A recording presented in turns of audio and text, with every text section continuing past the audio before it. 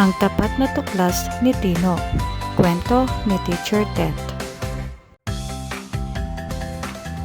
Isang maaraw na umaga, dumating si Tino sa kanilang silid-aralan.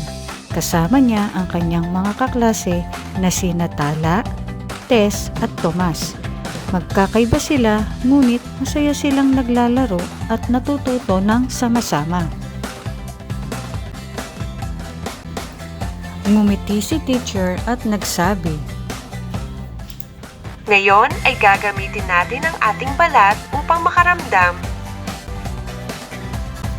Unang hinawakan ni Tino ang isang tela. Ang lambot po nito. Sabi ni Tino. Hinawakan naman ni Tala ang isang tasa. Matigas po ito.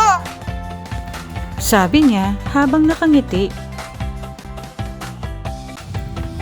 Si Tomas ay humawak sa isang maliit na takuri. Mainit ito kaya maingat niya itong hinawakan. Mainit po. Sabi niya. Pagkatapos ay hinawakan nila ang isang tabla. Magaspang po ito. Sabi ni Tess. Lumabas sila sa hardin. Hinawakan nila ang malamig na tubig at ang makinis na tanim na may malapad na dahon.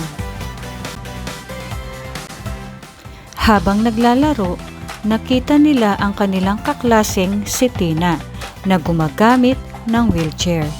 Hindi siya makatakbo ng mabilis, ngunit masaya siyang sumali sa paghawak at pagtuklas ng iba't ibang bagay. Lumapit si Tino at iniabot ang iba't ibang bagay na maaring hawakan ni Tina. Sabi ni Tina, "Nararamdaman ko rin ang lamig, init, lambot, tigas at gaspang gamit ang aking balat."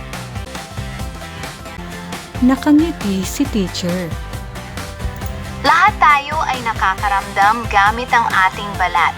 Kahit magkakaiba tayo, pare-pareho tayong natututo at nagmamahalan. Tandaan mga bata, ang ating balat ay tumutulong upang maramdaman natin ang init, lamig, lambot, tigas at gaspang. Mahalaga ring igalang at isama ang lahat ng ating mga kaibigan dahil lahat tayo ay may kakayahang matuto at makaramdam. Narito ang mga katanungan para sa ating kwento. Sino ang pangunahing tauhan sa kwento? Ano ang naramdaman ni Tino sa tela? Ano ang naramdaman ni Tomas sa takuri? Sino naman ang gumagamit ng wheelchair?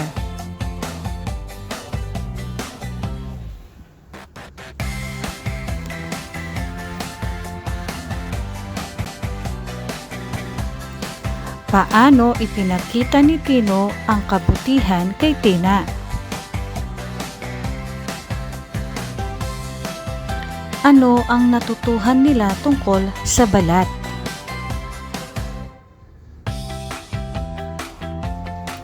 Bakit mahalaga ang ating balat?